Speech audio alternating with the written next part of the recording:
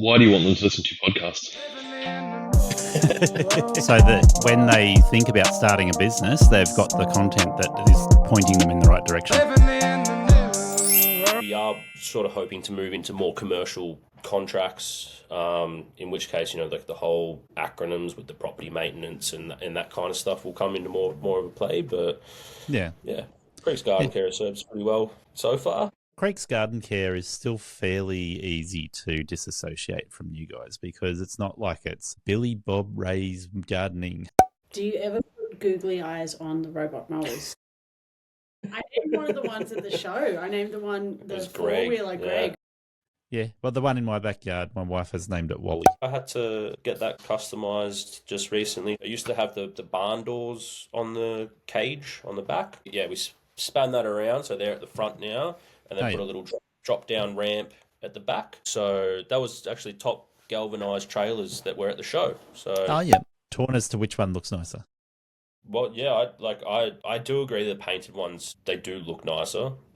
Until they don't. We had to introduce GST to everyone, so it went to 77 an hour. That was something that was also scary. Fortunately enough, everyone that we raised prices to, all they said was congratulations. We didn't lose anyone. We didn't lose anyone. They said, congratulations. It must be a sign that the business is doing well. I thought landscape design was just like, pick some plants, pick some trees, pick some stuff. In there, shall we write? It's a lot more complicated than that. And the eventual plan is to start a landscape design business. We did do a bit of work with the YMCA, and we ran programs at skate parks. We'd cook barbecues. One night I made a little mission for myself to try to get as many predominantly young guys at the skate park to eat as much spinach as I could. The first job I did was one of Olive's work colleagues took your 1988 Toyota Camry. I think it was $50, and it was a slog. Welcome to Aussie Lawn Stars. Welcome to Aussie Lawn Stars. I have two young people with me today. I feel rather old looking at you guys. But we got Mikey and Olive. And is your last name Creek, or is that just the business name?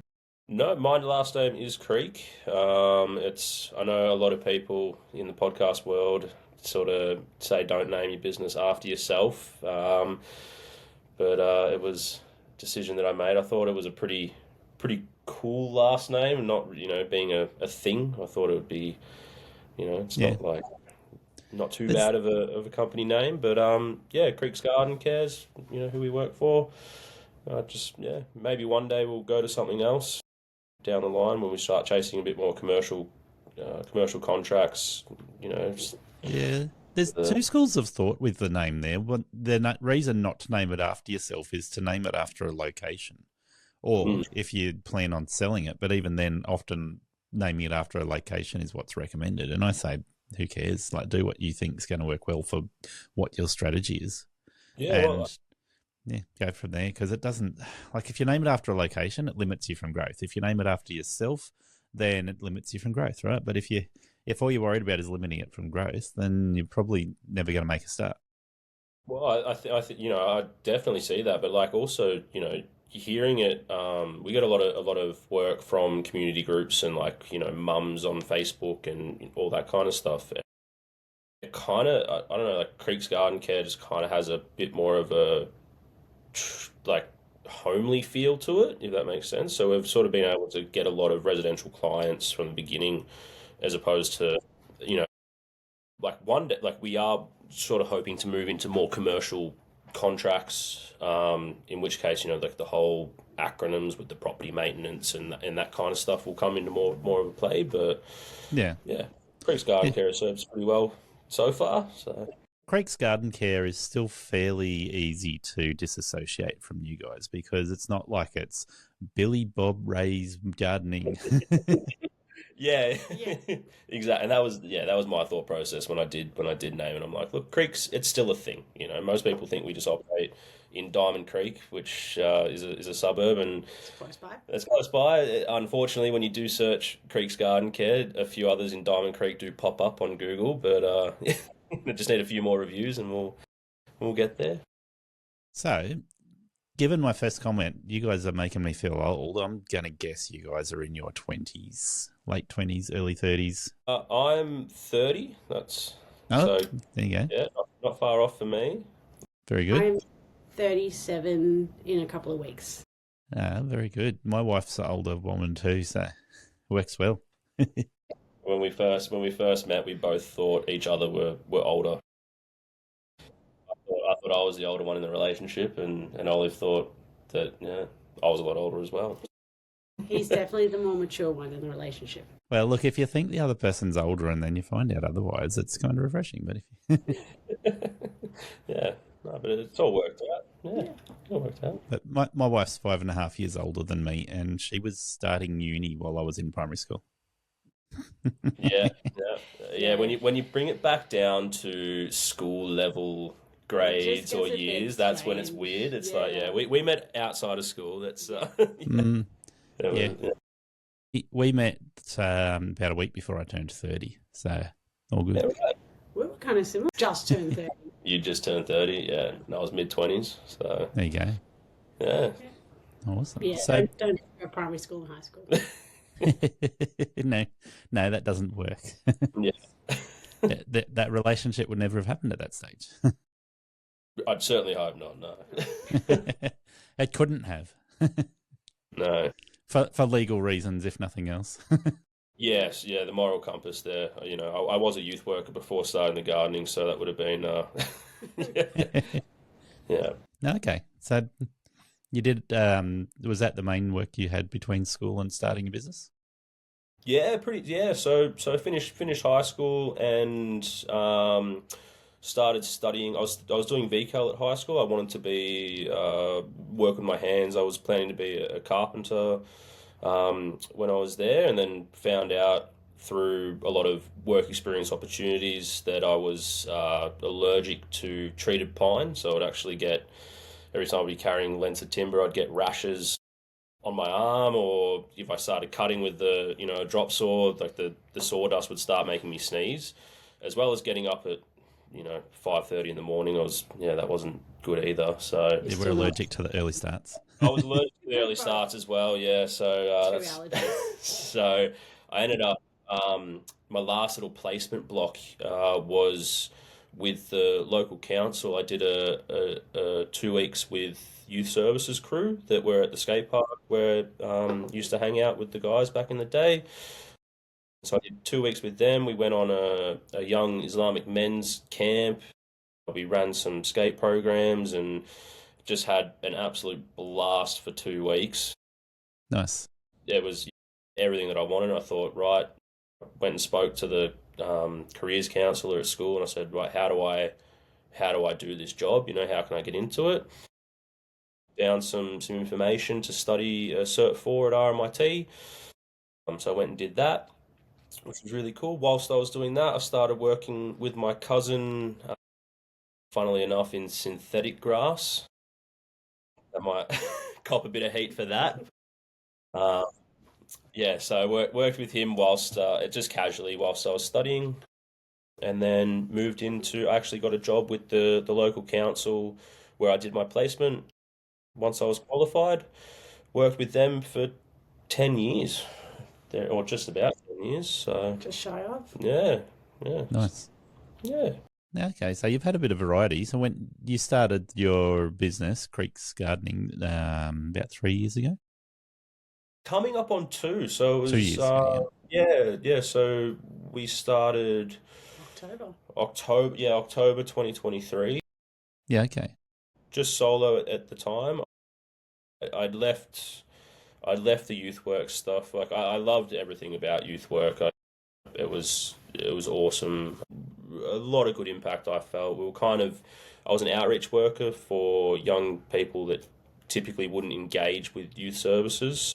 Yeah, okay. Or like hanging out at skate parks or shopping centre car parks or Train stations. trains, wherever it may be, trying to sort of spruik and promote the services that are available to people under 25. Like when you're under 25, there is a lot of stuff out there, and then pretty much from 25 to 65, you're pretty much on your own. People would typically associate outreach worker with a religion of some sort. Are you saying it was through the council? Yeah, it was through the council. So it wasn't religious by any means. We did do a bit of work with the YMCA, but it was more essentially it was just we'd rock up and just start chatting to people, and we ran programs at skate parks. We'd cook barbecues. We always offered vegetarian, halal, or just And spinach. and spin. Yeah, that was Make sure they get their veggies. one night I made a little a mission for myself to try to get as many predominantly young guys at the skate park to eat as much spinach as I could. I made it a personal challenge. We went through about three bags of spinach with every sausage that we gave out. So Nice. no, it worked out well. But no, so did that for 10 years. Then there was some issues with management, and COVID hit, and things sort of changed a little bit. Kind of got a bit disheartened. Still loved the work, the industry, but some people entered the business that weren't the nicest. Hours were cut there and here, and programs were cut. So ultimately, after working for 10 years, I built up quite a bit of sick leave. And I was working between 30 and 40 hours a week, but my contract was actually only 17 hours a week. So when I took that sick leave, when I was trying to figure out what was I going to do, it was only being deducted at 17 hours a week. So it was kind of just getting drip fed this little, you can keep going, you can keep going. And I was at a bar with a couple of mates, and I mentioned to somebody that I wanted to get back into more landscaping or just working with my hands again. I was kind of over the office life, and I just made that comment one night, and then the next day or a day later I got a message from another friend saying that his partner was actually looking for somebody to garden with. That was a leader from Grandiflora Gardens based in Thornbury. Reached out to her, and she's like, oh, I can give you 2 days a week if you want to give it a crack. And I thought, why not? I'm on stress. Well, it was essentially stress leave by that point. Getting 17 hours a week, I'll come try it out and see how it goes. She was just amazing. She was a wealth of knowledge. Point to any weed, she'd tell you what it was. Point to any plant, she'd tell you what it was and why it shouldn't be where it was planted, and how to maintain it. And everything. Nice. She was awesome introduction into the industry. Started with her. I think initially it was like a 1 day or 3 day trial. Did that. She liked me enough to put me on the next week. Did that again. I think it was three days a week for about a month, and then it sort of settled on 2. And I still had the money coming in from the council. I did it for about a month while I was still figuring out things, and I thought this is cool. I really like it, and I want to give this a crack myself. So you start where anyone starts nowadays on the internet and Googling and searching for how do I do this and what's needed, and a couple of YouTubers popped up, mostly based in England. Actually, was a lot of what I was doing. So taking little bits from here and there. But another one was Jeff McPhee popped up. Jeff McPhee. Yeah, he's a good bloke. Oh, The best. we got to meet him on the weekend at Ali, and it was A true gentleman. Yeah, that's the first time I've met him face to face as well. I've chatted to him on the podcast before, but that was first face to face, and I wish I had got more time to spend with him, but we shook hands, said good day, had like 2 minutes chat, and then one of us had to go somewhere else, and I missed him and didn't catch him back again. He's a true gentleman. He was just a wealth of knowledge, and just really, really humble and genuine. Genuine. Just a real genuine person. Genuine sunshine. So watched him at the start and got a few tips and tricks, and slowly started from there. The first job I did was one of Olive's work colleagues. I took your 1988 Toyota Camry sedan, not even a wagon, with the seats down in the back, with the bent shaft Honda whippersnipper that I had from home.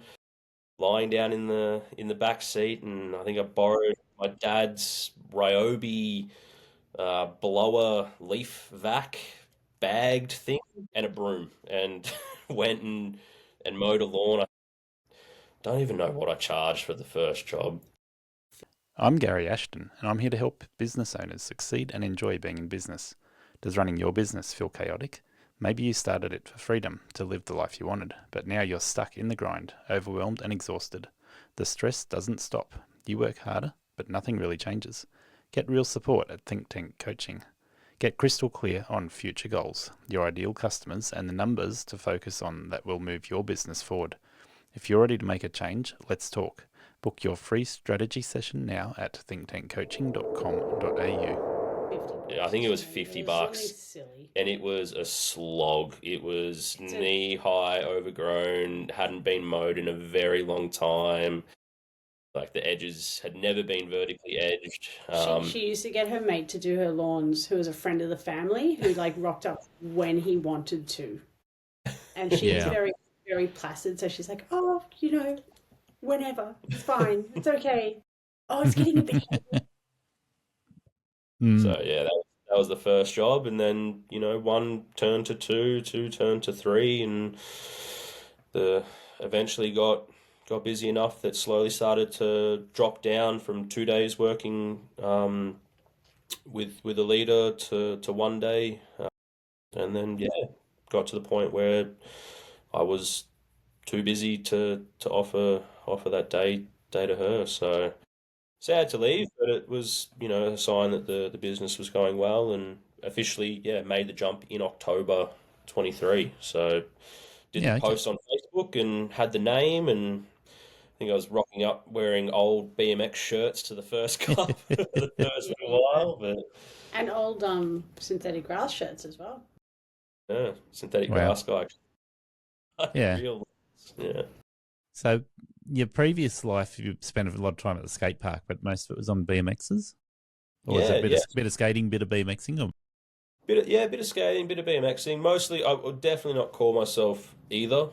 I was just more like I used to film a lot of videos and edits back in the day.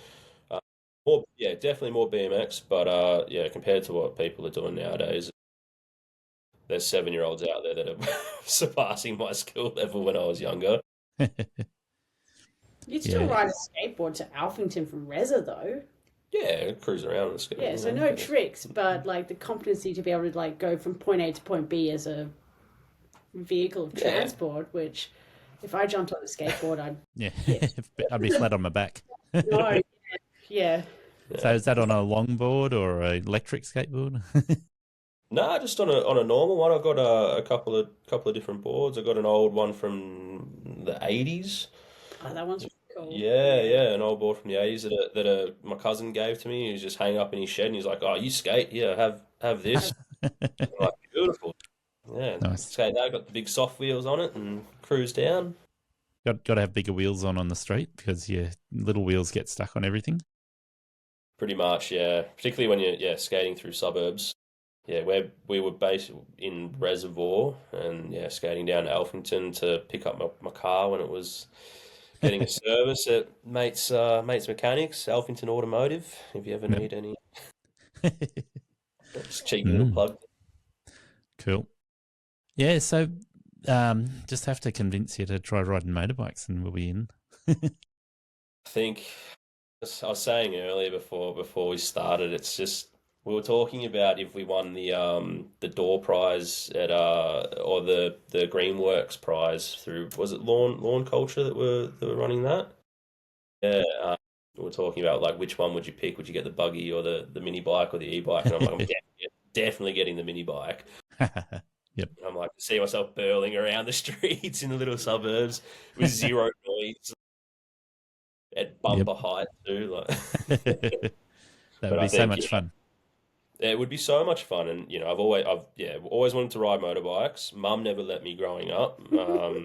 We had a property. My nan and pop had a property out near like Marysville way, and they hated the sound of motorbikes, so never had the opportunity.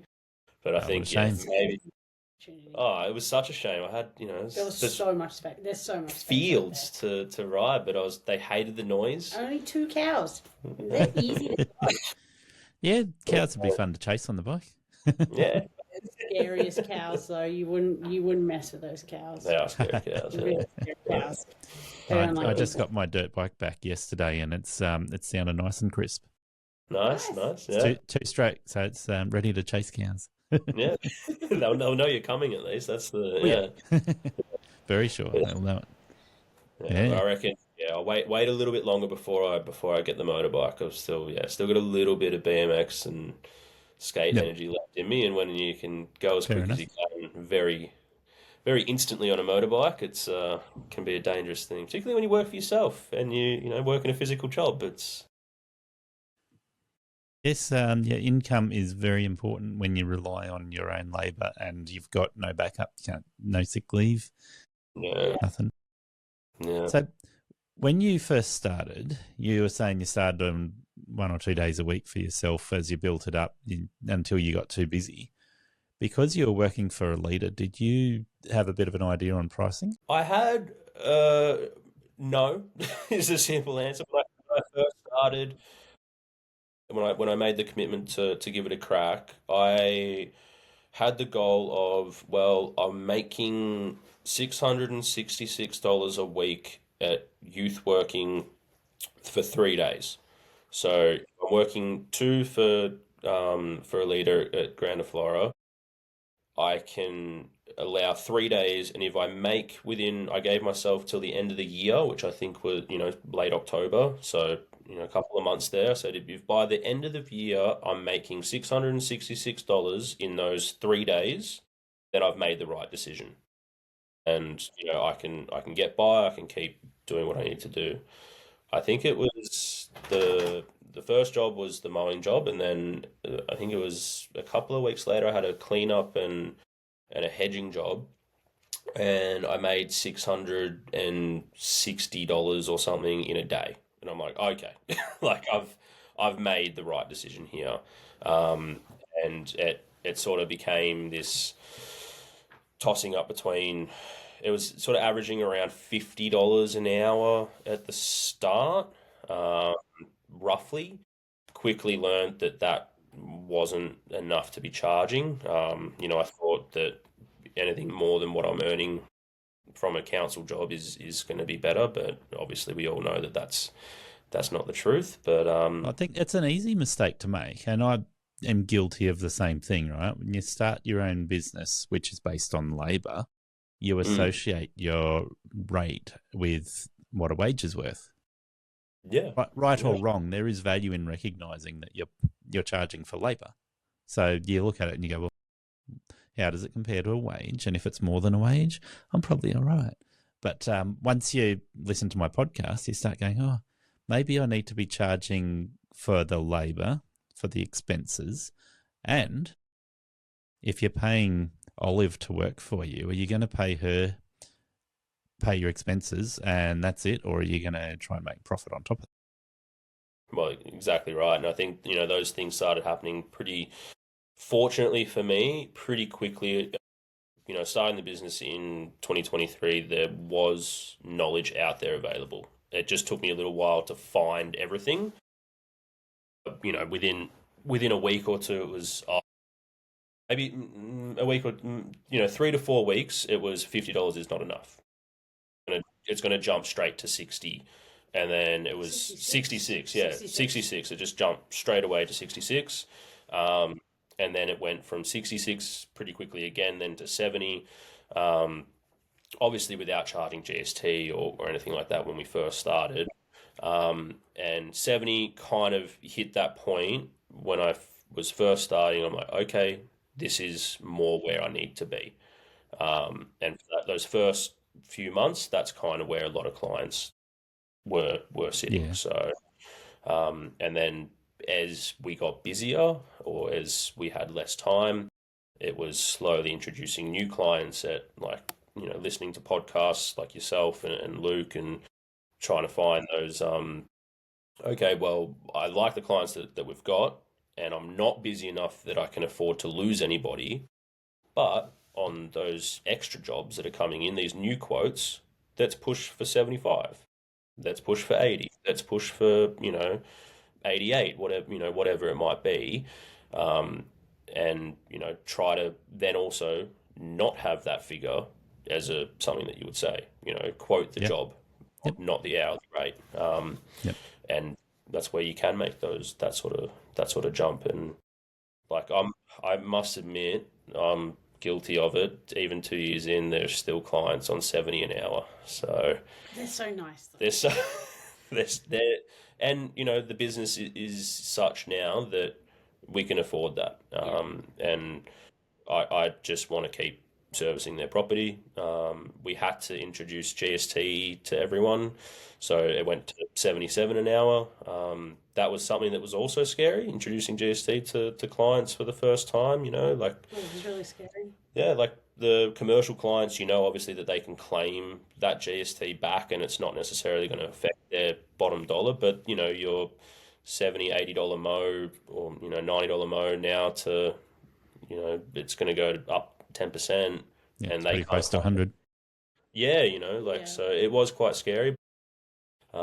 Fortunately enough, everyone that we raised prices to, all they said was congratulations. We didn't lose anyone. We didn't lose anyone. They said congratulations. It must be a sign that the business is doing well, or at least hitting that 75K threshold. And so I don't know what I was worried about, but scary. Yeah, It's a bit scary. Yeah. But I think anybody that's fairly new in business, and even like I've been in business for 15 years now, you're going to second guess yourself when you're putting your prices up. You're going to have a little bit of self-doubt there and question whether you'll lose customers or whether you'll upset loyal customers when you put your prices up. And the reality is that that's just a function of being in business, and it shouldn't be personal. It should be just a case of going, well, you know what, we're in business, we've got to make money, we've analysed where we're at, and we've got to put it up. Yeah, you're spot on. I think it's, I took a little bit of the youth work compassion with me when I started the gardening business, and I think I'm trying to be a bit more business focused, and I guess draw that line of if we're too cheap and we go under, then we're not going to be here regardless. So it is what it is, and it is business. It is. We were very fortunate. I used the word lucky to describe it initially. And it was Brendan who actually said, luck is preparation meeting opportunity. I believe that's how he described it. And it was, he was right. We were prepared to take on an opportunity. We got a phone call from a local high school reaching out. And we got a contract with them for 3 days a week. Commercial contract. Nice. We take care of their grounds. I've done a few garden designs as well. Done some garden designs for them. There's another bloke that does the ride-on ovals and that kind of stuff. But we do push mowing of all the smaller lawns, as well as all the hand weeding, hedging, pruning that needs to be done. That's an easy upsell for you then at some stage. If you get a ride on, then you can offer the school the full service. 100%. It's definitely on the card, something that I want to push towards when the time is right. I don't want to rush into. We don't have the clientele or the space for a ride-on mower. We can always make space. We can always make space for a ride-on, but we'll see. But I always tell people, because I obviously get a lot of people asking me, should I buy a ride-on? And it's like, well, of course you should. Buy it right. Buy it right, buy it. Yeah. What was the yellow ones at the show that you, I love the yellow ones, the right. I love those most. The stand-on range they've got ranges from a 32-inch up to a 72-inch. Something in there would work really well on the school, and it's a large enough client that it makes it a interesting purchase. Whereas a lot of people, when they ask, should I buy a ride-on mower, I ask them straight back, I'm like, how many customers have you got that you can use that on already? And if you don't have very many, then you've got to recognise that it's a lottery ticket when you're buying it. Are you buying it to expand your business, or are you buying it with the intention of just having a cool toy? I think that's definitely something that you're seeing a bit. Like I jump on Marketplace or LMCA, or and you're seeing these machines pop up with under 50 hours on them. Yeah. It's like, dude, that's an expense just to be selling secondhand now. I want people buying a Standard B to say that was the best decision I ever made, rather than I regret buying that. Not because it's a bad machine, but just simply because it wasn't a good fit for their business. Well, and that's the thing too. And like, I'm sure there's a million and one different reasons as to why it hasn't worked out. Having a business, you can go in any direction at any moment. So, there's no judgment there. But of course, it's it's definitely like something that I would love to have, but something that we do not need right now. The main thing that our next purchase is actually, I've just never had finance on anything. So everything that we've had, it's always been bought outright. So which I know has its pros and cons as well. But I have just spoken to Alex from Heidelberg Moles. I'm not sure if you met him on the weekend, but I think I did actually. Pretty sure I did. He is a lovely, lovely guy. He is so passionate and just amazing. But he has put me on, and Cress was kind of at the forefront. It's We met Cress at Mifkas first. Yeah, met them. Oh, yeah. Trial out the backpack blower and a few things, and then because with the high school, we've also got a couple of kindergartens now, and everyone's happy with the work that we provide. But there have been comments, not complaints, comments over the noise. Strong comments. Strong comments over the noise. Strong unhappy. And like we're running with the Husqvarna backpack blower, and the Honda 196 and the 216 lawnmowers. And they're loud. They're good. They're amazing machines. They're awesome at what they do, but there is a noise factor there. I can hear Mikey on the other end of the high school when he's using the backpack blower with noise cancelling head earmuffs on. Yeah, backpack blowers are the loudest tool that we use. And I actually got a dirty comment this morning using my backpack blower. A guy walked past and said, "You're loud and dirty." Loud and dirty. That's rude. Yeah. I think he was just annoyed because I was blowing the car park out, and he'd just parked in the car park. And it's like, well, move your car, go somewhere else. I was going to say, he's probably just jealous. There's a little, we've got a little strata job that's got this shared sort of driveway. It's only 6 or so units, and it's you blow down the whole street, and then it's just into a residential little street. And there was a guy that was just blowing down his little front lawn after he'd mowed it, and I came out with a big backpack blower on, just like blowing down the whole street. And I'm like, "Oh, sorry, bro." Yeah. So you were mentioning this because of Cress. It sounds like that's your next purchase. Yeah. So we spoke with Alex at Heidelberg Mowers, and we were tossing up after. It was fortunate timing with the event on the weekend, and thanks to BJ and Lou for putting that on and getting to try all the different tools and see all the people. But it's great, wasn't it? It was so fun. So yeah, awesome event. It's definitely meeting the people was the highlight for me. It was great. We got to meet you and then tee up this podcast as well. So that was fun. But the networking night was great. I mean, free drinks. It was just a fantastic weekend. We had the best time. It was. We were so excited for the event that we actually booked the Hyatt. Like, we're in Melbourne. We're 50 minutes from where the show was. But as soon as we saw that it was a gala night with some free drinks and tax deductible little getaway, I'm like, game on. Like, we are going. So we booked it before BJ even confirmed. Like, he said loosely that it was going to be on the 23rd. And I'm like, yep, done, booked. And then later on, it was, if you go into the show, you can get some discounts to the Hyatt or whatever. But we booked this like dinner and stay package, so we actually got like $100 voucher for the restaurant there, which eggs for days in the morning. Yeah, we used it for breakfast the following day, which would help with the slight hangover that was Double eggs, double bacon. double eggs, double yeah. Like we've got $100 to spend. We're never coming back here, like, unless there's another event. Like double eggs, double bacon, 4 I was coffees. the opposite to you. I booked the Hyatt a week before going down. Yeah, right.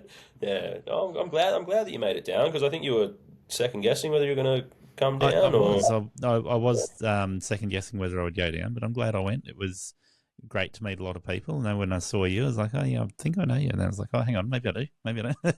It's 2 people. Jeff McPhee also said the same thing. He was like, "Oh, I saw you." Are you guys that couple from South Australia or Something, Western Australia? yeah. Trying to find the interview to see if we've got some doppelgangers out there in the lawn care industry.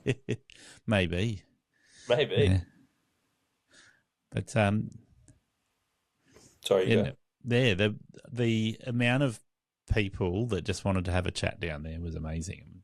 Like Friday night and Saturday night. I mean, all day Saturday as well, but both Friday night and Saturday night, I was just blown away by the fact that I just couldn't move from one spot to another without ending up in another conversation. Somebody else saying g'day. Yeah. Yeah, you're not wrong. I think we did about 5 or 6 different laps of the place, and we kept going to each stall, and the amount of swag that you would get, like the free swag from all these places. Yep. Like, all right, let's go back to the car, drop off that bag. And all the stuff we bought as well. Well, and all the things that we kept buying too. Like, yeah, it doesn't take much to twist the arm. But, yeah, we kept going back and forth and, just be like, all right, we're back again, drop off that other swag bag, chat to this dealer. And because I was, with our business, we've obviously got the Husqvarna stuff and the Honda mowers, and then got a little bit of battery gear that's all Makita. So Makita 18 volt or 36 volt, because I already had some 18 volt batteries lying around. So, yeah, because you were a chippy. Well, trying to be, yeah. I did the pre-apprenticeship, and that was, and then a couple of, maybe all up 8 weeks work experience. You're very happy with, working with wood. When I started working from home, because I'm quite short, and I needed a footstool thing.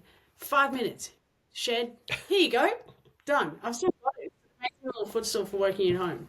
Nice. Yeah, so, I honestly, when I was younger, I just chose Makita because they had the coolest looking radio. Which we still have. It was the Makita radio and a drill combo for X amount of dollars, and I thought, yep, game on. And then when I started the business, and I remember I bought the first bit of gear that I bought that wasn't actually just already, in the house or gift. My first mower was a gift from one of Alita's clients. Yeah, Rover? Yeah, that was the old Rover. I think it's 8. Olive has a habit of naming all the machinery different names. So Grover the Rover. It was an 18-inch, just basic mower. Little weapon of a machine. He did such a great job. He's not a commercial machine, but he only died a few months ago. And not dead. Still he's lives. Just retired. Yeah, he does. He's living his golden years now in our backyard. Yeah, that's the home lawns now, and because of the handles, there's got the quick release fold down handle as well. Yes, that's good. It's an awesome feature, as well as there's the bar right at the back of the where the engine is, so you can grab the front and the back and pick it up quite comfortably. And it would be fairly light, being an 18-inch. Yeah, it's pretty light. So there's a couple I can lift it on my own. Yeah, and there's been a couple of jobs, like in Northcote, where the houses are so small, there's actually not a sideway. You've got to go through the house to get to the backyard. Folding the handle down, the handle up and just carrying the little Grover through and on the back lawn and starting up. So it's still got a place, but yeah. I just did some mowing around my yard this afternoon before doing this, and the grass was it wasn't bad wet, but it was definitely a bit damp. So after I finished mowing, I flipped the mower on its side and washed the grass out from under the deck. And I'm like, there's no way I would want to be walking that thing through somebody's house right now. Yeah, it's definitely one of the... Always shoes off. Always, yeah, shoes off, boots off. Thankfully, we've got the ones with the little zippies on the side, so you can just zip it off. Carry your Makes it much easier. Get the buckets and try to load in the blower and whatever else you need, and you walk through the house with elbows in and Don't touch the walls. don't touch the walls and get out to the little courtyard, backyards and potter around. Especially the places that we go. It's all those very long, narrow, old miners' cottages. Oh, yeah. And so everything's just long and narrow and thin, so you're just like... Hence the reason why you're saying you could never use a ride on them there. Well, yeah, definitely not carrying the ride on through the through the house, but yeah, but it's at the end of the day too, like it's a good way to stay fit. Pushing a mower around. It's I think And it's lifting them up. lifting a mower. I think it's just over 2,500 square meters at the high school that we do, which for the first couple of times I did with that Rover mower. Little 18-inch. Wow. That was a day. That was and then upgraded to the Honda, and then upgraded again to the 216 with the self propel and Rhonda and Bertha. Rhonda and Right. Bertha. But yeah, Rhonda so the Honda and Bertha the Bigger Honda. the B.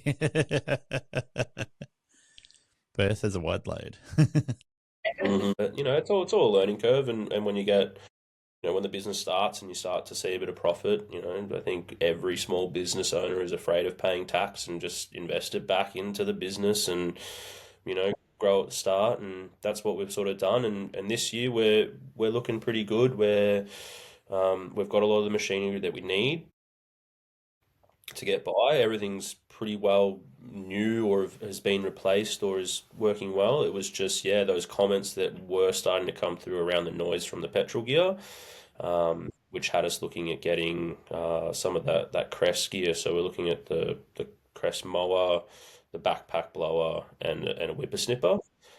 Super excited about. Yeah, super excited. So I just sent off the Skag website has this link to like a finance thing. So I went through that and had a look, and it was actually, funnily enough, Olive won one of the prizes at Congrats. at the event on the weekend. So she actually got a $500 gift card to Finapps, who's this Nice. financing place as well. So I'm Yep. not using Olive's prize for. We're gonna use. We'll choose it together. You can use it on a bunch of different stuff, but so that'll be fun. Thanks again, BJ, for that, and Muscle Beard as well. Muscle Beard Australia. Yeah, it was a 500 Finapps gift voucher and a $50 Muscle Beard gift voucher. Well, nice. Yeah, got some free gear from them, so they were lovely people. Everyone was just lovely. everyone was awesome. Yeah. Just awesome. So, Olive, you'll be putting muscle beard through your hair for years. That stuff is amazing. It's not just for beards. Like, I used the beard oil on my hair today. It is amazing. And like, I got the hairspray as well. Also fantastic. Like, Nice. it should be called Everyone Beard. That doesn't make sense. It should be called Muscle Everyone. Yeah. Like, it's just awesome products. Yeah. That's- Really. Yeah, they were great. I had a bit of a chat to them at the start of the day before going over there. It was really nice people. Yeah. I think it was like literally everyone that we met that day was just. I mean, it was typical Melbourne weather. It drizzled and almost threatened to rain in the morning, and then the Rain wind did. picked up, and the sun came out, and then it gave everyone a taste of what it's like to work in Melbourne. But it was fantastic day. So. Yeah, I started with a puffer jacket on, and then I got too hot, so I dropped that off, went back to a t-shirt, and then 5 minutes later, it's like, oh, I need to put my hoodie on, so I got my podcast hoodie, and Yeah, it's Melbourne. Bring shorts and a jacket. Yeah.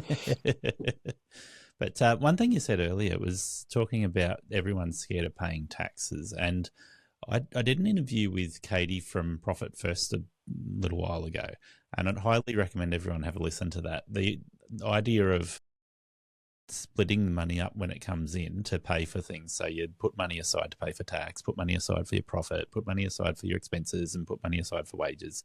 Once you've listed off the things you need to put money aside for, then you make sure that every dollar that comes in is accounted for. And then you don't have to lose sleep wondering how you're going to pay tax at the end of the day. Yeah, I think that's a the smart way to do it. It's something that's new for us. I mean, we've just entered this new financial year with the accountant setting us up for GST. We knew coming in that we were going to be making, definitely over that threshold. And so it's been a new thing for us. So, one thing that she said was, our accountant, make sure that you put money aside, like you're saying. I've got the one savings account, but in that savings account is also the sub goals. So there's the spare funds, for a bit of say, for whatever rainy day. Then there's GST. Then there's tax. There's last year's tax still sitting in there to be paid. A bit of a lower priority on the she deals with multi-million-dollar companies that are, Of course. we're not that high up on the radar, but that's still sitting there, and that's in that category, and you have to train your mind to know that that's not your money. Now, all the invoices that we're sending now have that 10% GST added on, and you need to train yourself. Don't look at the total, look at the subtotal. That's what you're actually getting. The total is including GST, which is going straight to the government. Yeah. Well, I highly recommend people get a hold of the Profit First book or contact Katie from Profit First for Tradies and start going through the steps of making sure you know how much money you need to make when you charge. So if you're charging $100 an hour and you're going, okay, when I pay my tax, I'm actually going backwards, then you need to be charging more. If people actually sit down and analyze their numbers, they'll get there. But the other thing that goes hand in hand with that is using ratios, because if you look at it and you go, all my expenses are going to come to $90, I need to make a margin on top of that. A lot of people go, all right, what's 20% on top of $100? It's 120. But what they've forgotten is that that's not a good ratio. So what they want to go is, okay, look at what ratio the expenses are compared to how much profit you should make, rather than adding profit on top. You go, if you look at the rule of thirds, you go, I need a third for wages, a third for expenses, and a third for profit. Right? If you do it like that, but analyze those numbers, because a third is a very rough guide. Yeah, of course. And if you analyze those numbers further, you start going, okay, in order for me to make a third profit, I've got to actually add a third on top. So if I'm just looking at $100 and going, well, a third of $100, you're getting it wrong. Because that's not a third on top. That's a third of 100. So a third on top would take it to $150 rather than $133. No, you're right. And I think it's one of those things that in business, particularly when you're starting out, you don't know these things.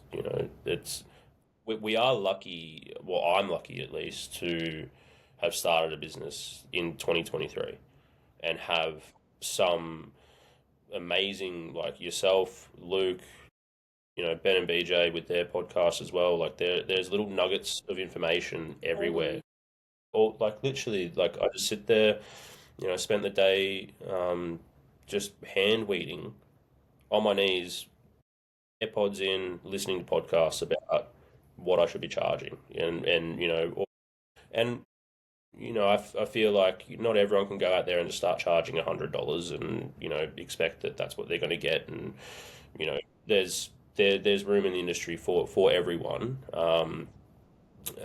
but it's good to know that there are these people out there doing it, because it can be quite an isolated little world when you first start, that you don't know what you should be doing, or what other people are charging, or what it is, and you think, I'm just a gardener, or I'm just a mowing lawns. Like, I wouldn't pay anyone to mow my property. Like, I can't afford us to do our garden. You know what I mean? Like, yeah, it's a luxury service for most people. Yeah, for sure. I think, like you say, there's room for everybody in the industry, and for the person who's not charging $100 for a job, that's fine. But certainly, if you want to stay in the industry and you want to go and not just doing after work a couple of jobs a day or a couple of jobs a week, you want to actually make it a legit business, then you need to be looking at those numbers and going, okay, how much do I need to charge so that I'm staying in front of the game? I think that going back to that ratio, like I've made that mistake. That's why I'm passionate about that one, because if you go, I need to add on a third to cover my taxes, or a lot of people go, let's add 10% on to cover taxes. And I've looked at that and gone, okay, when I keep putting it up by a small margin, I'm forever chasing my tail because it ends up not being enough. So I've got to put my prices up again, and then it ends up not being enough. So you just keep on going round and round in circles if you don't get the ratios right. Yeah, the whole putting away at least 30% for your own, income tax as well, GST, all the things that come in. Like we're pretty, touch wood, but we're pretty fortunate now that we don't have a lot of ongoing expenses in terms of like gear on finance or car loans or anything like that, which is good. It sort of makes things a bit simpler in terms of forecasting what is needed. But in saying that too, like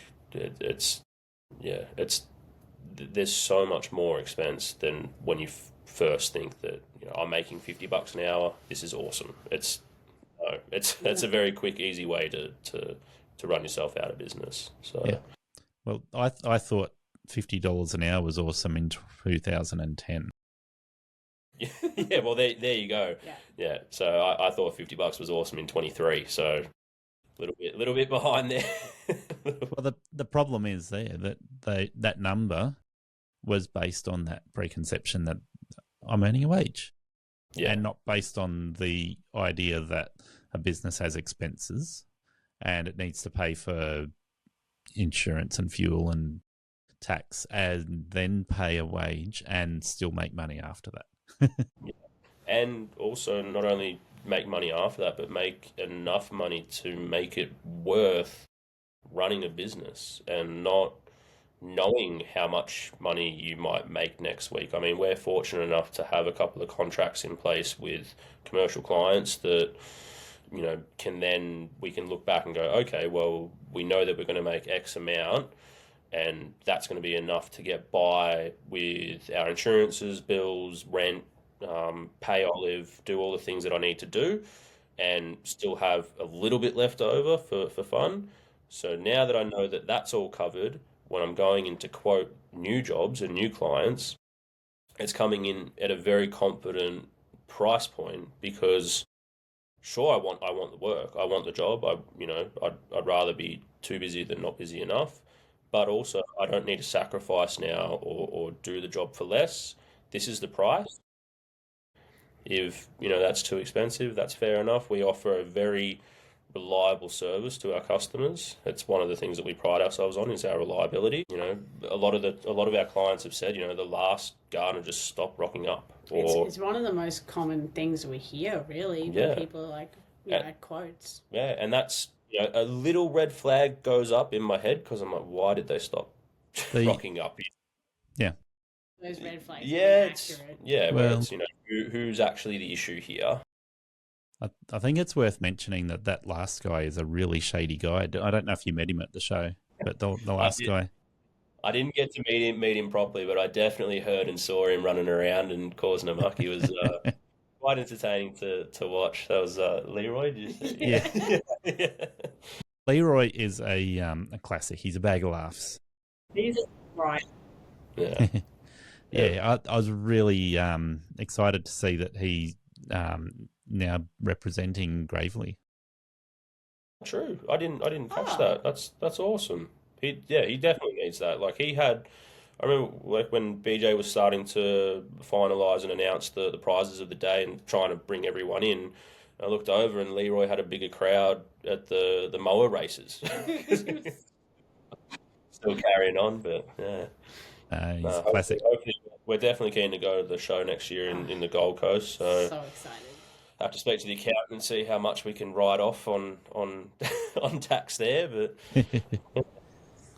After inviting Sortscape in to share how their software can help your business, we created a link for you to be able to support Aussie Lawn Stars when you join. Sortscape will save you time and effort with scheduling, quoting, and reporting so you can build a more efficient business. Visit sortscape.com/LawnStars now to join, and thank you for your support. Yeah, I think it can be done, and I think it's time to start thinking about adding a seminar to a show, so that you go up there for the show, have a Friday that's a seminar, go to the show on the Saturday. Yeah, that's a great idea. I really liked. I saw a comment as well in LMCA, somebody talking about like a rig like show and shine as well, like all the local contractors that drive to the event, like show off your rigs and That's a cool see what idea. it is. Yeah, I thought that'd be pretty cool because Yeah, see all well, the I different. had my rig down there in Melbourne. I saw, I walked past and I pointed. It was one of the first things we saw. It Was really it was was. like, oh, Aussie Lawn Stars. Told me dad about that as well after the week because they babysat our dogs for us when we were staying at the hotels. Told him about that and told him that you'd message, and he's had a little chuckle at the name. It was very funny. Well, it's impossible to miss it when you see it on the side of the ute, so I've made sure I didn't put my phone number on it. Well played. Well, yeah, very Smart. well played. That's something. Since getting stickers on my ute, yeah, I think it was last year, pretty much a year into the business. I had a Toyota Hilux, 2007 Hilux. It was just black. Got it fairly good price. It was a cool use. It was a cool ute. Somebody used to use it probably for pig shooting and being on a property. It had the big muddies on it. It had the bull bar and all that kind of And a stuff, snorkel. and the little snorkel as well. Yep. But so set the business up. Everything's running smoothly. Had all the tools, all good. Ute's done. Put a tray on it, toolbox, ready to go. We're ticking along, heading into profit land, and got rear-ended by a tram, waiting to turn right. Stationary. So At a tram stop. got rear-ended by a tram. Nasty. Completely rode off the ute, Ouch. and had to figure things out pretty quickly. So at the time, it was obviously devastating and quite a course. shock. But in Going hindsight, into spring as well. it was Terrible Yeah, time of that's the a rough time. it was mid-spring. It was like pretty much October. It was October, Yeah. right? So it was like that's things were tough. pumping. I literally was coming back again from Heidelberg Mowers with a brand new Husqvarna multi-tool set to have as a backup whippy in case the whippy broke. But the tram hit. I saw that everything, the backpack blower and all the tools in the back jump up, and I'm like, oh my god, like my car's a write-off. Like this is going to be horrible. Yeah. And then looked down and I'm like, saw the tray and I'm like, this is an alloy tray. Like, how is it still normal? But it literally hit the toe ball because the trams are sort of shaped like that. It was one of the Yeah, newer okay. ones. Yeah. Lower nose, not one of the like flat face. Yeah. So it just hit that toe ball and just the chassis rails just went right at the end. The tram on it. But, Wow. blessing in disguise, it then led to being able to know with a bit more money behind me at this stage, okay, I know what I need. I know what I want for the setup. I want the under tray toolboxes. I want the toolbox on the back. I know I want a dual cab to put the dogs in and, was able to get a nicer car, a bit more professional looking car. A bit newer. Bit newer, 20 went from 2007 to 2014, still a Hilux, still all of that. Put the stickers on it. I'm like, right, I'm going in. Like, we're setting the car up. We're going to set it up right from the start. Got the stickers put on, got everything all labeled up nicely, and was ready. It was about 3 or 4 weeks after the incident that the car was pretty much ready to roll. Yeah, pretty much. And- That's not too bad. And thankfully, I was hit by a tram, not somebody without insurance or anything like that. So Yarra trams were fairly easy to deal with. They Not a joy, but not. yeah yeah. It So could have they been worse. could It could have been worse. It could Definitely. have been better. have, but it could have been worse. Well, they- let's face it, having an accident is never a win. No, Never no, a fun time. no. But they were great enough to be able to set me up with just a little Triton ute with a tray in the I meantime. forgot about that ute. Yeah, a little Wow. Triton ute. So I was Yeah, able good on them. to make things work. Obviously, didn't have a toolbox or anything like that, so I meant at the end of every day, like unload all the tools out and like make sure that we were living in a little unit at the time with the single car garage that was completely taken up by my other car, and storing the mowers under the house and like I just forgot about that as well. just like crawling under to get things. So it was an extra half an hour in the morning and at night unloading all the tools, but Yeah, wow. it let us keep working, which was the main thing. And then hit the road running again with the new shiny new ute with all the stickers and everything on, and it was kind of let's kick things into gear, and let's make a go of this business and really really look professional, be professional, and deliver a professional, reliable service. So it's been really good. We're currently had a little bit of a quieter winter, which has been nice. It was busy last year, and Yeah. so it's been a nice. We got to visit Ollie's parents up in New South Wales. So Oh, yep. Awesome. yeah, take 4 days off to go and see them in Muzzlebrook. So Yeah, just up the road from me. Really? yeah, It's about a bit over an hour to get up there. About an hour. Yeah. So we had 4 days around there, which was awesome. We went to, was it Singleton? Singleton, yeah, we went to Singleton. It was a cool pub in Singleton. Yeah, had a bit of time, which was awesome. So the guys from Lawn Culture, they're based out Singleton.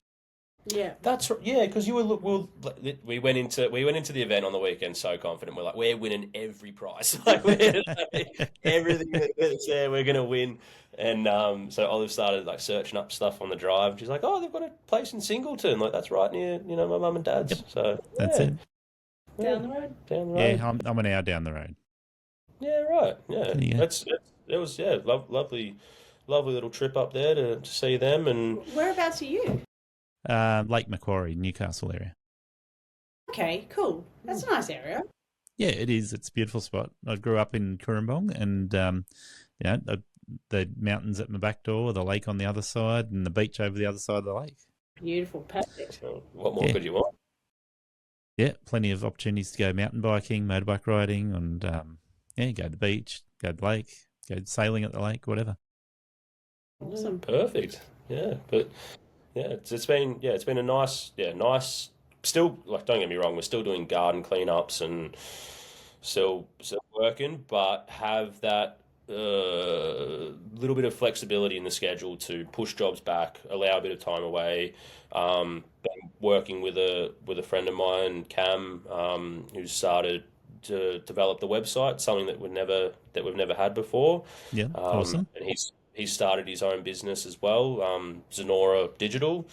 They're trying to make websites for people in our industry, in trade services, move sort of away from the upfront cost of thousands and thousands of dollars or however much you want to pay for a professional website, and sort of more that subscription-based style. So Yeah, okay. yeah, been working with him on our website. We've got one up at the moment that's just a little placeholder while the other, like the real one, gets built in the background. Yeah, trying to turn the business, like I said, aimed more at those commercial contracts. We've got a couple of kindergartens, a high school, some mechanic places. I'd like to get a primary school, so we've got The the trio. trio in the Yep. yeah. Bit of advice, if you're ever quoting for a kindergarten, Mm. allow extra time for the little gate locky They're the things, the little worst. safety gate lock thing. There's one that Olive can't I even reach can't do it. I literally have to wait for Mikey to open it for me because it's too tall. to let Like, her into Yeah. areas. What child is over 5'3"? Yeah. It's insane. I have to Fi- literally climb the gate Yeah. like a monkey. 5'3" is pretty short for an adult, though. I'm quite a small person. I am quite small, but I'm not preschool size, so Yeah. that gate is just unnecessary for the size. Yeah, I've done a couple of preschools, and I'll admit the gates can be quite painful at times. Particularly if you hold, you got your backpack blower on there, you're holding the whippersnipper, you're trying to push a mower through at the same time, and you're trying to get this little safety latch open, and it's But, and just making sure you're authorised to have a key is one thing. It's like, yes, I've done my working with children check. Yes, I'm a safe person. Police check, insurance. Now give me a key if you want me to do it. No, yeah, exactly. It's That would be nice. it would be nice, but that's something too that I think is really important. Like obviously through the youth work stuff, I had the working with children check already, but promoting that to clients, like we carry current working with children checks. It's something that I would pay for if we would ever expand and get more staff on. Olive's got one as well already, but it's something that I think just gives that level of trust, because I don't like it when like we're renting at the moment, and if something goes wrong with anything here, you've got to go through the real estate, and a tradie will just rock up, and you've got to book time, and it's like, I don't really want you looking at my stuff or coming and you know what I mean. Like it's a privacy thing. So at least if it's clients can be confident that you're carrying a working with children check, and it's not the be all and end all, but it's a nice addition. It's a nice addition. So it's something that we promote. Yeah. I found the police check on top of that also relevant for some jobs. So if you're doing NDIS or any of the other industries like that, aged care stuff, then police check as well as working with children check is really handy. Yeah, definitely. Well, I've got a police check. I think they expire though, like pretty. They do. I think 3 years maybe. Yeah, I'm not sure. I'm feeling one of them you have to do every 12 months, and the other one might be 2 or 3 years. I think the police check is sooner, and I did mine end of last year. Yeah, well, Olive's safe, so you're a safe person. Yeah, fair enough. So you've built up business where you're not using a ride-on mower. Does that mean you run a trailer with your tools in the trailer, or are those still all in the back of the ute? Yeah, do have a little 6x4 trailer at the moment. We typically just run dual cab out of the ute. We've got a lot of our clients have green bins on site, so we don't have to take a lot of green waste away typically. Obviously, when we're doing garden cleanups or things like that, we'll either I'll leave Olive to do some things while she mines the tools, and the ute's all piled up with straps. Tying everything down, and do the dodgy ute run to the tip and come back. But like honestly, we're pretty close to the city. A lot of I see a lot of people rolling around with trailers, but I just hate parking with trailers and reversing and doing that. You just drive the ute and carry some tools, stack some things up on top, and go from there. But yeah, we've got the little 6x4 trailer. I had to get that customized just recently to put I used to have the barn doors on the cage on the back. So we span that around, so they're at the front now, and then put a little drop down ramp at the back. So that was actually top galvanized trailers that were at the show. So on the weekend, so they're lovely people as well. So in a day, I don't know if that's common practice. I don't want to promote that, but in a day I went there and I went and had lunch.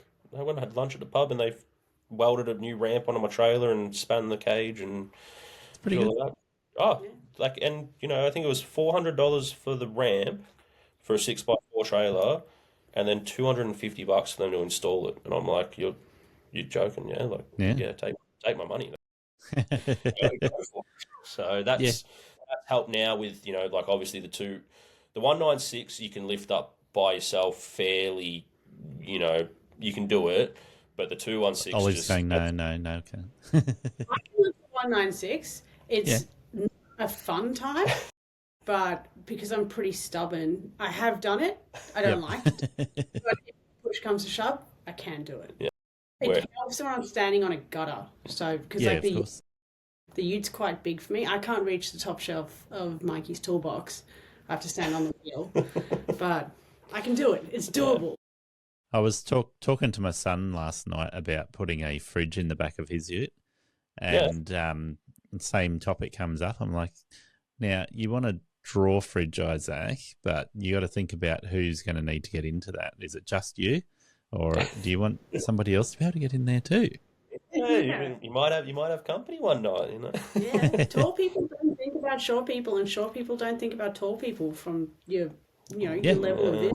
I said to him, I said, I've got a chest fridge, so it's on a drop down slider, so it comes out and down, so that then my wife can easily see inside it, and if she can see inside it, she can reach inside it. Yeah, Exactly. perfect. That's fantastic. Perfect. Yeah. Works It's well. the 216 on the other hand, that's got hernia written all over it, lifting that by yourself Yeah. into the back of the ute. So That's They're perfect. like 56 kilos or something like that. something 59 definitely maybe? definitely over 50. But yeah, so that's the main reason why I've got the trailer now with the drop down ramp. So on the days that Olive's not working with me and I'm just running solo, can just put the trailer on, load the 2 miles into the trailer and go from there. So Yeah, Yeah. of course.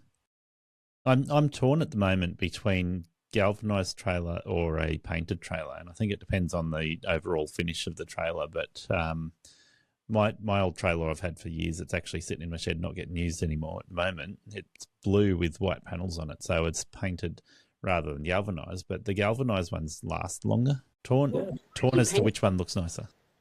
well, yeah, I do agree that painted ones, they do look nicer. It's Until they don't. Just- until they don't. Well, and that's the thing, that's the thing too, like what the one that I got made up from another trailer place, where they stamped the VIN number just started rusting in the A-frame, and like it's less than a year old and it's already started rusting out. And I don't know what the first 3 numbers are now. Like I'm sure I can look at the little plate, but Yeah. whereas the galvanized stuff, it looks great. I mean, it doesn't look great. It looks good. It looks good enough. And it's a trailer. It's going to be covered in green waste and everything else. And worst case scenario, just get some panels made up for it, some stickers, some signage, some other things like that. But Yeah, well, I like the fully enclosed trailers, so I'm tempted to build another trailer sometime soon and make it fully enclosed.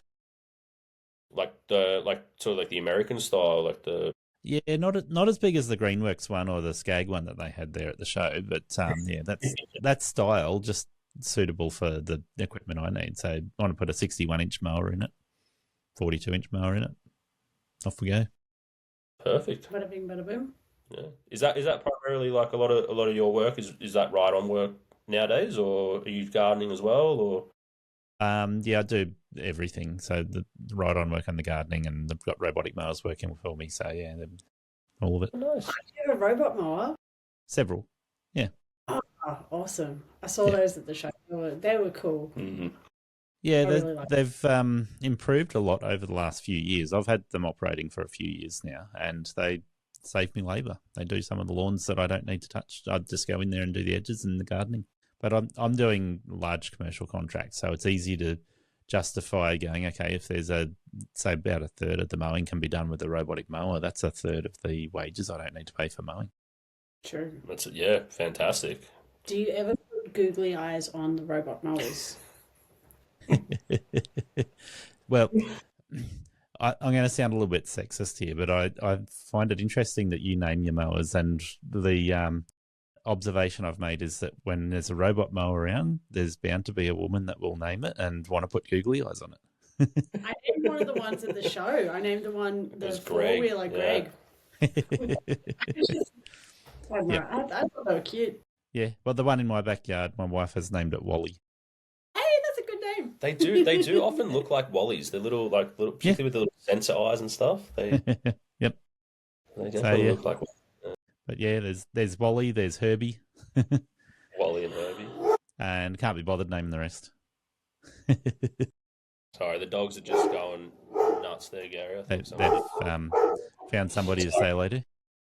found somebody. Yeah, they've been pretty good so far. Yeah, got a Kelpie cross something big. Who's a rescue. Oh, yeah, And, nice. I think he's cross Labrador. He's quite a chunky boy. And then Yeah, they, okay. It's an interesting cross. it is. He's a big fella. He's Yeah. very loud. And then we have a ex-racing greyhound as well, Yeah. who's very quiet, but yeah, she's a chiller. Barking just then. I think there was a cat. Oh, it was a cat or something out the front. Ah, good stuff. Let them catch the cat. Yeah, she could. She's quick on the legs, that's for sure. Kelpies are, though.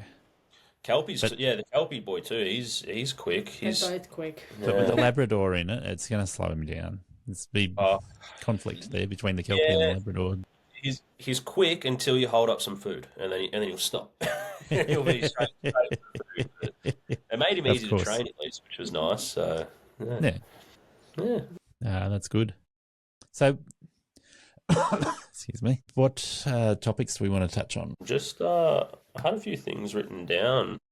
I'm thinking, looking at where you're going with business in the future, maybe. So, talking about Olive finishing study, amalgamating the two, the landscape design and the maintenance work. Yeah. Well, yeah, that's the eventual plan. So I'm a third of the way through my course. It's really enjoying it, learning heaps. It's a lot of work. I do it Tuesday, Thursday night. So work at Nike Tuesday, Thursday day. Drive to school, 5 p.m. to 9 p.m. Then come back home, do my designs and schoolwork. So yeah, loving it, but we'll be happy when it's over. Yeah, that's long days, isn't it? It's really long days, yeah. But getting that knowledge and being able to, I thought landscape design was just like, pick some plants, pick some trees, pick some stuff, tuck it in there, shall we write? It's a lot more complicated than that, and as I said, only a third of the way through. But the eventual plan is to start a landscape design business. So, reach out to clients or have clients reach out to me, design spaces, whether it be residential or commercial, and then offer that service of, so I've designed this is the, this is the design, this is the construction design, the plant design, the schedule, the, everything you need to create this garden or this garden space. If you need to, depending on what it is, because we don't do hardscaping. We can do your planting, we can install lawns, edging, irrigation to an extent. Also that ongoing maintenance from landscape design. Like, some designers might go in, plant their stuff, get that stuff created, create a space, and then good luck. See you later. Yeah. Make sure you water it. Yeah. But a lot of my teachers at school sort of stress the point, like, we do maintenance for at least a year after the space is created, because, plants don't just automatically grow. Lawn doesn't automatically take off. Like, everything needs to be, especially once it's installed, looked after and cared for. And it takes a bit of time for it to look amazing. Like, it has to settle in, it has to grow, it has to grow its roots and flourish. Yeah. So yeah, and there are a few schools of thought on that, and it seems a lot of the old school businesses will have separate business doing design, and then another business doing the construction, and then another business does the maintenance. Although there are some that do all of that, and like you say, they cover the first 12 months of maintenance included in a contract for a build.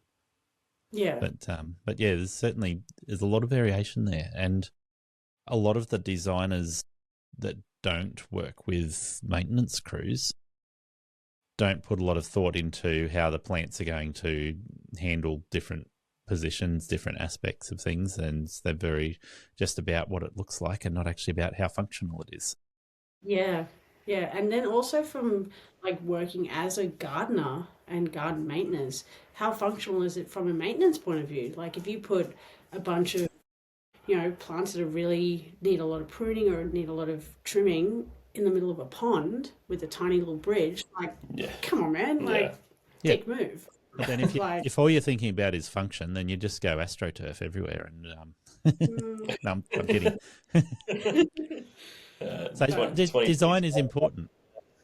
Design is important, but it's also important to find a cool balance between everything. So the construction side, the maintenance side, the sustainability side, even incorporating like interior design and architecture into like bringing inside and outside together, where like I've heard from my teachers there's often a huge disconnect between the interior designers. They're like, oh, we've made a house and we've got windows. It's like, yeah, but your window is pointing at a fence. Like, good job, mate. That's what do you do with that? It's unfortunately common, but I think this is also a bit of a disconnect because a lot of houses are built where there is no yard. So you have a house that is 2.5, 3 meters away from another house, and their windows are looking straight at each other. And so you put a 8-foot high fence in there, so you don't have to watch your neighbours cooking dinner. Yeah, Yeah. yeah. It's. I heard a quote somewhere. I'm not the biggest follower of cricket, but it's what's Australia's future going to be like when nobody's got a backyard to practice in anymore? Like it's, or play sport or enjoy, Have green spaces. have green spaces. Yeah. It's, Yeah. yeah. So Like I said, back when we were kids, everyone was on a quarter acre or bigger. Yeah, and that's just becoming less and less, unfortunately. But Yeah. We're like I said earlier, we're already having to carry our little rover mower through houses into a little courtyard to tidy up, and that's all you get. So, like, I've had a couple of properties like that. like the cool thing about like those smaller spaces, people are trying to make the most of them. So like green walls or green roofs or like climbers Yes. or like fit things in where they can be fitted in. Just to get some green. Unfortunately, I've been to one townhouse where they let a tree grow behind the water tank, and I don't think it was deliberate. It just didn't get rid of it when it started. So I had to go in there and remove a tree that was in between the townhouse and the water tank. That doesn't sound like a fun job. no, that does not sound. It had gotten decent size too. It was not small. It was. I mean, I don't do tree work. This was achievable for me, but Yeah. it's still. Yeah, yeah. I think that's definitely one awesome thing that we have as well is an arborist connection. Good up. Yeah, Really handy. yeah. AC trees and gardens. They're like knowing your limits as a gardener is so important. Or a lawn. Because you get asked we get asked all the time for little odd jobs here and there. Can you install this? Can you do that? Can you cut down this tree? And It's always described smaller than it actually is. yeah, Oh, it's all younger in the backyard. It's just it's like yay high. yeah. Yeah, And I think but- it's Unless you have tree insurance, then you're not allowed to work above 3 meters. And that includes if what you're working on goes above 3 meters. So if you're working on a tree that is 3 meters tall, you're okay, right? But if the tree is 3.1 meters tall or 3.2 meters tall and you're working below that, but you're affecting something up above that, something goes wrong, you got to put an insurance claim, no, won't be covered. 100%, and that's what I say to every client as soon as I look at trees that I'm like, the odd small one here and there, sure, like we can handle it, but we're not tree people. We don't know what we're doing fully when it comes to lopping off limbs that are overhanging somebody's shed or anything like that, and it's we are not covered. That's all we say. We are not covered for that type of work. It falls under an arborist. Here is a contact. Highly recommend them. They're happy because at least we're being upfront and honest and not, doing the cowboy job or where it's you got half a limb sticking out of the top of the shed and we're nowhere to be seen. So they don't have to spend heaps of time researching and getting different quotes and doing all that sort of stuff because we have a trusted person to hand them on to. Like they've already trusted us with their garden, so they'll, often they'll trust what we recommend as well. And it can, the job's going to be handled properly and efficiently and safely. I think it's, Of course. yeah, you see the she'll be right mentality gets you pretty far, but it also has its limits. And Sometimes she's backfire. not. sometimes she's not right. Yeah. Yeah, it can backfire very quickly. I tell people if it's tree work, is the tree already on the ground? I'll clean it up for you. Yeah, exactly. Yeah, 3 meters horizontally, that's fine. That's yeah. If it's on the ground already, I can probably do it. There's a fair chance. Yeah, and it's been a lumberjack's a fun day chopping I up trees. love using yeah. a chainsaw. Yeah. It's great. I've got a fireplace. It's going in the shed, ready for next season. Beautiful. Yeah. Well played. Well played. We're renting at the moment, but hopefully in a few more years we can move out to the country somewhere, and sort of that's when I'd love to get into the more acreage work and fruit tree pruning and that kind of stuff, and that's when I'd love to look at a ride on. and be tossing up the right ride-ons or the Yep. or the wrong ones. You might see the other any of the others. But, yeah. There's no such thing as a wrong one. It's it just There's some that are better. Some that are better. Yeah, there's quite a debate going on with what is the best mower. I think there's some popular ones out there, and Yep. Well, Yeah. I don't know. Like I said, we're not ready in the business to take on a ride-on mower, so I've not looked at what are the good options, what are the bad ones, what are the Yeah. But you know most of the commercial options out there are going to be pretty decent. yeah. You'd think so now, like particularly nowadays when they've been such a big part of people's businesses for so long now. Surely they're listening to feedback and sick of warrantying certain parts and making them better, and Yeah, that's it. But I mean, anybody who wants to know, I can tell you why Right is better. Just insert the little ad here for Right mowers. Yeah. Efficiency is the thing that rules a business and the decisions you make as a small business owner. Right Mowers give you the options in their product lineup to match efficiency with size, fuel usage, and the type of jobs you want to target, from catching to mulching or side discharge, from roadside verges to acreages, and manicured lawns to 6 feet tall and super long. I've been using the Right Stander I 42-inch with a Catch Pro for manicured areas and the Stander ZK61 to maximise productivity for large open acreage mowing. If you need to replace your push mower, try the 32-inch Stander B. If you have more open access to residential properties, there's a 42 through to 48-inch option that suits you. And if you want to enter the acreage market, the 52, 61 and 72-inch machines have choices in engine size and model type to suit the work you want it to do. Right Standards go the distance, saving you time and money season after season. We're probably getting close to wrapping up the interview now. We're almost at an hour and a half.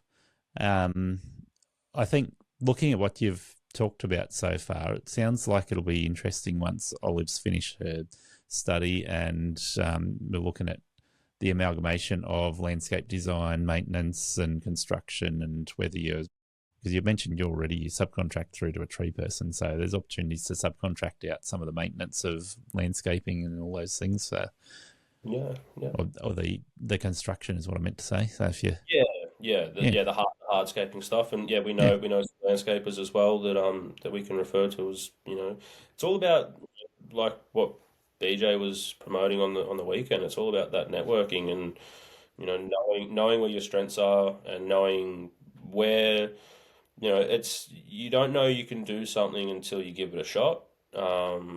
But there are times to do that, and there are times to sort of acknowledge that it's outside your wheelhouse or something you're not interested in doing. Like I hear a lot of people talking about diversifying your services in winter and offering things like pressure cleaning or gutter cleaning or whatever it is. The Creeks Garden Care does not do gutter cleaning. Creeks Garden Care does gutter cleaning for my mum and dad, and that's it. Because I hate heights. I hate being on roofs. I just hate all of it. So I'm not doing it. Yeah, I'm with heights, but I'm just not interested in gutters. So yeah, there is a place to diversify and also a place to stick in your own lane and go, okay, there are some jobs which I just never want to compete in that space. And you can see that with gutter cleaning and pressure cleaning. They're both jobs which a lot of people do add to their maintenance business, and it's fairly easy to do so. But I've talked to a few people where they've said, no, I've tried it, and all I found was there's a lot of cowboys in that space, just the same as there is in lawn mowing, and I don't want to compete with all the cowboys out. That's totally fair enough. And I mean, like, I'm strange in a certain way. Like I love like hand weeding. I remember I was listening to one of Luke's podcasts where he was asking the guests, how much would you charge for, 5 days of 8 hours of hand weeding? And I'm sitting there going, am I charging enough for this? Like as I'm pulling out weeds, but hand weeding's great.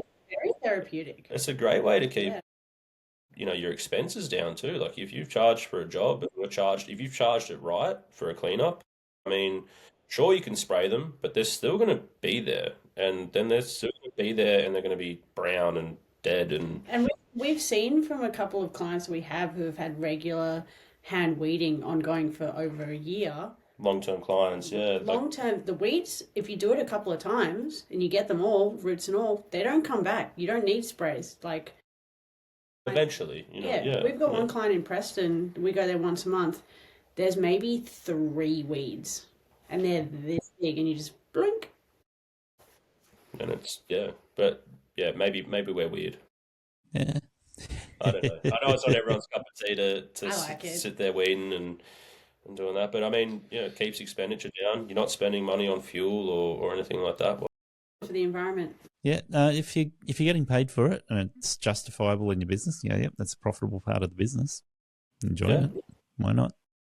Yeah. And I think most people are going to get asked to do it. Not everyone wants to do it, so there's always an opportunity out there for somebody. If you don't want to do it, somebody else will.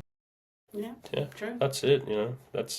That's like, I hate gutter cleaning. I'm sure there are other people that love it and have the tools that make it efficient and do whatever. But I've just got no interest in that. I'd rather be on the ground. That's yeah. I've talked to a few people about the gutter cleaning option and the fact that your work health safety probably it's going to come up sooner or later when you're up a ladder or you're on the roof. But there are alternative ways to do it. If you have a look at a business that's dedicated to doing gutter cleaning, they usually have a vacuum with a really big hole on it so it can reach up to the gutters and suck the stuff out of them. And then they might have a hose that can do the same thing so they can wash it out and suck it out or blow it out with a blower. Keep on moving. Yeah. Jeez. And that's She's the mature one. Yeah. I said that at the beginning. We're all kids at heart. But and that's the thing too. Like I'm honest, with clients and be like, look, you can pay me to do your gutters for 4 hours and I'll have a horrible time and it'll be an average job. Or you can get somebody else in that'll probably do it in half an hour and end up charging you the same, if not maybe a little bit more, but they'll do a much better job. Much better job. Yeah. It's your money, you can do what you like, but yeah. Yep, definitely. And there's bound to be somebody else out there that will do it cheaper.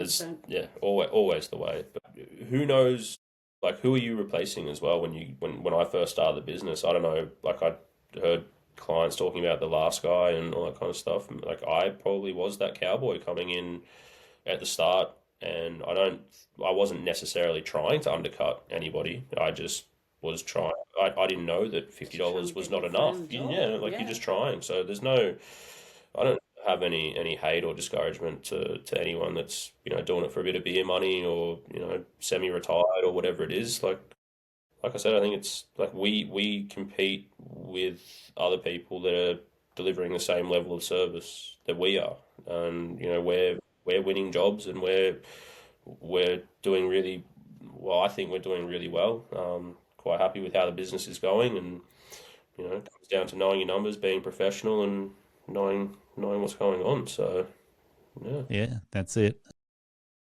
I think starting up, you're always going to find learning the ropes and making some cowboy moves yourself. You're going to sit there and go, I could have charged more. And then you start going, oh, wow, I quoted $50 an hour when I started up, and I took a job off somebody else that quoted $30 an hour. I'm like, well, there's more money to be made. Yeah. Wow. Yeah, and that's the thing too. Like, it's all when you start. We were fortunate enough to land that high school contract pretty early on in our business, which then allowed us to have the confidence to price accordingly with things moving forward. That's awesome. It's one thing to talk about it, and it's another thing to do it. And when you need, when the option is work for, I don't, encourage anyone to work for $50 anymore. $50 is not even half a bag of groceries at the shops. No, it doesn't go far, does it? It's for the $60 an hour or 70 or 80, whatever it is, if your alternative is just sitting on the couch doing nothing, then why not? But if you're busy and you can charge, what you can charge, and you don't. Yeah, it's sort of like, I'm just kind of quoting all the different things that I've heard in you and Luke's podcast. It's just, Yeah, no, it's good. I think that's a great spot to wrap it up. So I want to say thanks for joining me. It's been good to get a bit of insight into what you do down there. Yeah, no, I appreciate you having us on, Gary. It was lovely to meet on the weekend, and thanks for reaching out. And No, it's good. I met quite a few people down there that will be getting interviews, but yours is the first one off the lines after getting back. So yeah, thank you. Thank you so much. Thanks for having us. Hopefully, once we move out to the country and get some ride-ons, we can be in contact and figure out which ones to get. And Awesome. Thank you for listening to Aussie Lawn Stars. Please remember to rate and review the show on the Apple Podcasts app or the player you use. Exciting new shows are released every Monday. Make sure you follow or subscribe to hear the next episode.